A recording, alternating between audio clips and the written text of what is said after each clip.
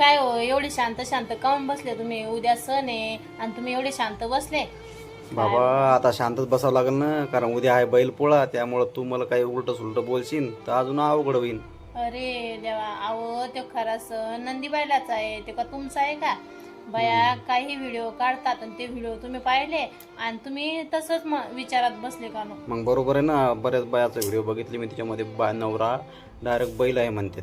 अहो मला भीती वाटायला मी लागली बाबा. तसं नाही बोलणार बापा. तुम्ही माझ्यासाठी पतिदेव आहात, म्हणून मी म्हणते तुमच्यासाठी मी हे असे चुकीचे शब्द काही टाकणार नाही, काही बोलणार नाही. असं टेन्शन मध्ये राहू नका, खुश राहा जरा. हो का? हम्म. बरं, धन्यवाद हा, चांगले शब्द वापरले माझ्याबद्दल. अहो तुम्हाला असं वाटलं का मी असे शब्द टाकन म्हणून? नाही वाटलं तर नाही, पण म्हणलं काय सांगावं, डोक्यात विचार आले असतील. देवा, ह्याच विचारात बसले होते का तुम्ही? कायच करा बाई. बरं, तुला बैल पोळ्याच्या खूप खूप शुभेच्छा. मग धन्यवाद. तुम्हाला पण बैल पोळ्याच्या खूप खूप शुभेच्छा. बैल पोळ्यालाच देते शुभेच्छा, बैलाला देते ना.